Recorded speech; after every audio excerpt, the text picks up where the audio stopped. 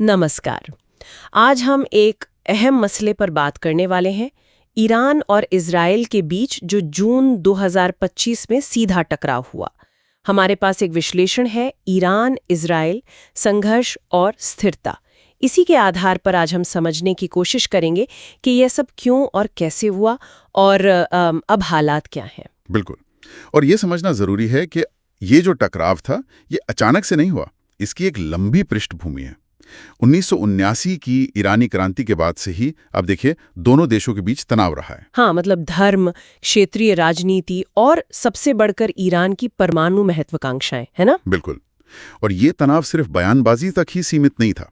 पिछले कई सालों से, लगभग 2 दशकों से एक तरह का प्रॉक्सी युद्ध चल रहा था। हाँ, वो तो है। सीरिया, लेबनान, मतलब हिजबुल्ला वाला मामला। हाँ, हिजबुल्ला, फिर इराक में, यमन में हूथी, गजा, ये सब उसी बड़े खेल का हिस्सा थे। तो ये जो सीधी झड़प हुई, ये इसी कॉन्टेक्स्ट में देखनी चाहिए। अच्छा, तो विश्लेषण के मुताबिक शुरुआत कैसे हुई? 13 जून की बात है शायद। हाँ, 13 जून। इजराइल ने एक ऑपरेशन शुरू किया, नाम था राइजिंग लायन। इसमें उन्होंने ईरान के जो मुख्य परमाणु ठिकाने हैं, जैसे नतंज, इस्फहान, फोर्डो, उन पर हवाई हमले किए। अच्छा, सीधे परमाणु ठिकानों पर? हाँ, परमाणु और कुछ अहम सैन्य ठिकानों पर भी।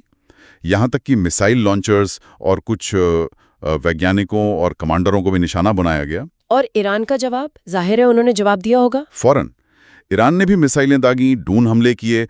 और एक दिलचस्प बात यह हुई कि यमन में जो हूथी समूह हैं, उन्होंने भी इसी दौरान इजराइल पर मिसाइलें चलाईं। ओहो, मतलब प्रॉक्सी वाला एंगल फिर सामने आ गया। बिल्कुल। ये दिखाता है कि कैसे ये जुड़ा हुआ है सब कुछ। इन हमलों का असर सिर्फ फौजी ठिकानों पर तो नहीं रहा होगा, आम लोगों का क्या? नहीं, बिल्कुल नहीं।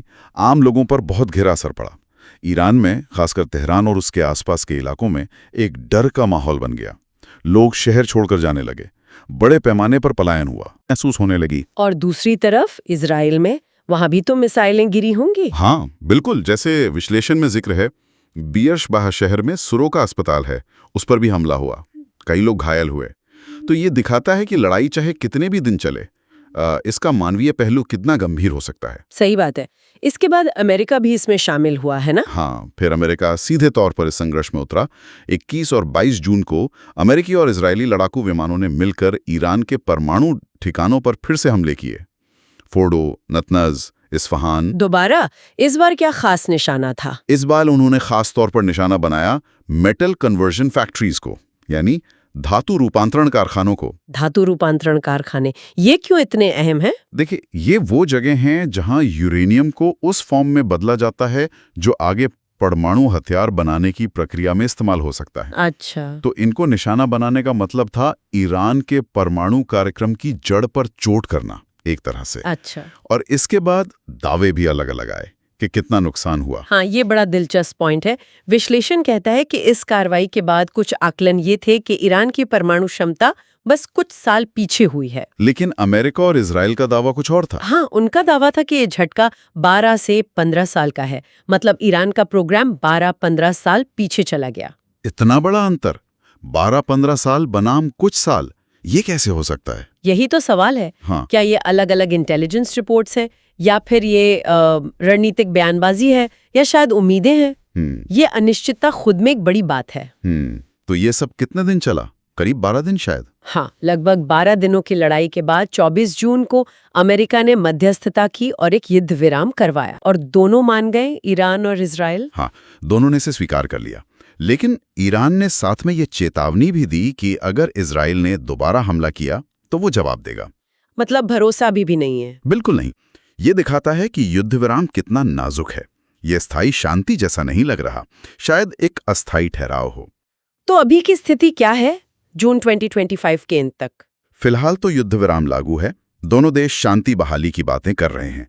लेकिन जो अंतर्राष्ट्रीय परमाणु ऊर्जा एजेंसी है, IAEA, हाँ, संयुक्त राष्ट्र की निगरानी संस्था, बिल्कुल, उन्होंने चेतावनी दी है कि ईरान कुछ ही महीनों में यूरेनियम संवर्धन का काम फिर से शुरू कर सकता है। अच्छा, तो फिर वो 12-15 साल वाले दावे का क्या? वही बात है। इस चेतावनी से उस दावे पर सवाल उठता है। और कूटनीतिक स्तर पर क्या चल रहा है? वहां भी हलचल है। इजरायली प्रधानमंत्री नेतन्याहू पर अमेरिका का दबाव है कि वो शांति समझौतों को आगे बढ़ाएं। खासकर जो इब्राहिम समझौते हैं जिनमें कुछ अरब देशों ने इजराइल से रिश्ते सामान्य किए थे। कोशिश है कि सऊदी अरब जैसे बड़े देश भी इसमें शामिल हों। और ईरान के अंदर की क्या खबरें हैं? वो भी बहुत अहम है। ईरान के सुप्रीम लीडर आयतुल्ला खामेनी के स्वास्थ्य को लेकर खबरें आती रहती हैं और देश में एक तरह की राजनीतिक अस्थिरता की भी बातें हैं। इसका असर सिर्फ ईरान पर नहीं, पूरे क्षेत्र की स्थिरता पर पड़ सकता है। तो संक्षेप में कहें तो ये एक छोटा लेकिन काफी विनाशकारी संघर्ष था। हाँ, जिसने मध्य पूर्व में परमाणु तनाव और दशकों पुरानी दुश्मनी को फिर से सामने ला दिया। और अमेरिका की सीधी भागीदारी, वो भी एक नया पहलू था। तो अब सबसे बड़ा सवाल यही है कि ये युद्ध विराम क्या वाकई शांति की ओर एक कदम है, या फिर ये भविष्य में किसी बड़े टकराव से पहले सिर्फ सांस लेने की एक मोहलत है। यही $1 मिलियन क्वेश्चन है बिलाशक्ते। ईरान के परमाणु कार्यक्रम का भविष्य क्या होगा और ईरान के अंदर क्या राजनीतिक स्थिरता रहेगी, ये दो बातें तय करेंगी कि आगे क्या होता है, न सिर्फ ईरान के लिए बल्कि पूरे क्षेत्र की शांति के लिए। बिल्कुल, इस पर सोचना वाकई जरूरी है कि इन अनिश्चितताओं के बीच स्थायी शांति का रास्ता कैसे निकलेगा।